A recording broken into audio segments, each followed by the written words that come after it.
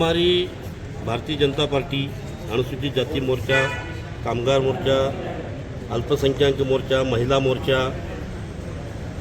सब समाज बांधव से हम माननीय पुलिस आयुक्त साहब को जो निवेदन देने को आए, मराठा आरक्षण के संदर्भ में जो आंदोलन चल रहा है और वो आंदोलन करते जो मनोज जरांगे जो है, उन्होंने महाराष्ट्र के मुख्यमंत्री एकनाथ शिंदे साहब, महाराष्ट्र के उप मुख्यमंत्री देवेंद्र फडणवीस साहब, छगन भुजबल साहब,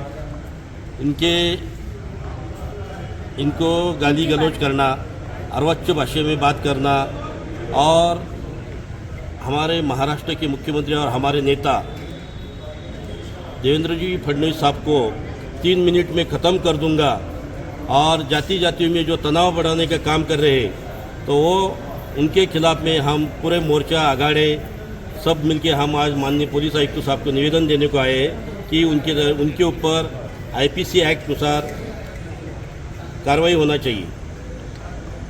निवेदन आज देण्यात आलेलं आहे। आरक्षण इतक्या दिवसापासून चालू आहे, कुठेही काही नव्हतं, शांततेत चालू होतं। तुम्ही तुमच्या मागण्या ठेवू शकतात, सरकारला त्या पूर्ण करायच्या नाही करायच्या तो पार्ट ऑफ सरकार आहे। परंतु जातीवाचक सारखं एका जातीला, विशेष जातीला टार्गेट करून बोलणं किंवा आता एका महाशयांनी तर 3 मिनिटात 3 तासात काय मॅगी वाटली का?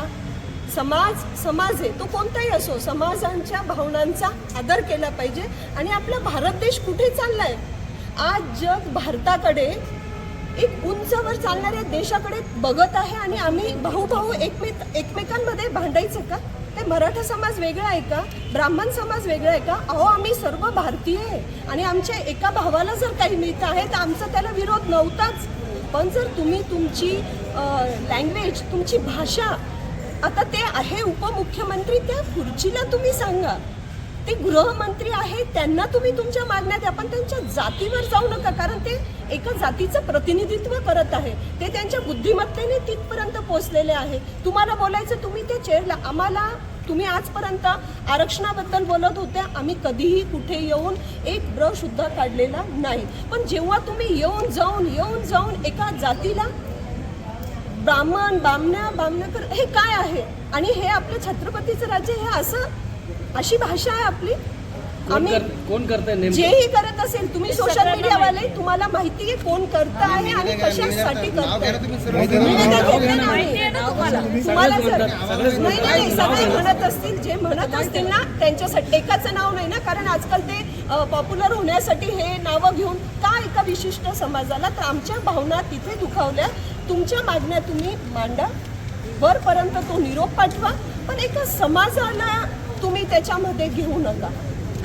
ते आहे तिथपर्यंत, त्यासाठी आम्ही आज निवेदनाद्वारे हे त्या लोकांपर्यंतही पोहोचवतोय की तुम्ही आरक्षण मागावं। कारवाईची मागणी केली का तुम्ही? कारवाई ह्या समाजाला करू, त्याच्यावर कारवाई केली म्हणजे दुसऱ्यांदा जातींमध्ये तेढ निर्माण होणार नाही, कारण उठसूट कोणीही काही बोलेल, त्यामुळे त्याच्यावर कायदेशीर कारवाई करण्यात यावी, यासाठी आम्ही आज इथे जरांगे पाटील यांना आम्ही पहिलेच सांगितलं की आरक्षण किंवा आरक्षण करणाऱ्याच्या विरोधात आम्ही नाही, पहिले पण नव्हतो, आज पण नाही आणि भविष्यातही नाही राहणार आहे। पण जे आपण संभाषण करतोय, जे आपण बोलतोय, जसं आम्ही आज आमच्या निवेदनही तुम्ही वाचा, आम्ही श्री मनोज जरांगे भाई लिहिलेले आहे तिथे, कारण तेही आमचेच आहे। उद्या आमच्यातला एखादा व्यक्ती आमच्यासाठी काहीसाठी आरक्षण करेल म्हणून आम्ही त्याला विरोध करू नये, अजिबात नाही। आणि आमचा समाज तर कधीही त्यात, पण जी भाषा वापरली साहेब आणि जे वापरल्या जाते सारखं, आणि कोणीही उठून कोण कुठला तो आला म्हणतो 3 म्हणतात,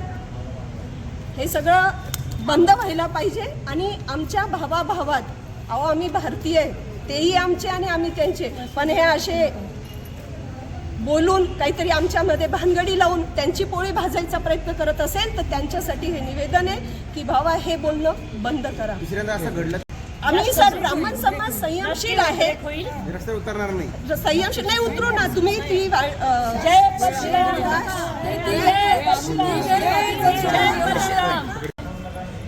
सकल ब्राह्मण समाजाच्या सगळ्या भगिनी इथं आलेलो आहोत आणि येण्यासाठी कारणही तसंच आहे की आम्ही आयुक्त साहेबांना आत्ताच निवेदन दिलेलं आहे आणि त्या निवेदनाचा विषय आहे, आमचं म्हणणं फक्त एकच आहे, कुठल्याही समाजाच्या आरक्षणाला आम्ही विरोध करत नाही आहोत, पण ते आरक्षण जो नेता नेतृत्व करत आहे तो नेता तो आरक्षण मागेल ते द्याल, आमचा त्याला पाठिंबा आहे, त्याच्यात आमचं काहीच म्हणणं नाही. परंतु तो नेता नेतृत्व करत असताना जी भाषा बोलत आहे त्याच्यावर त्यांचा संयम असायला हवा.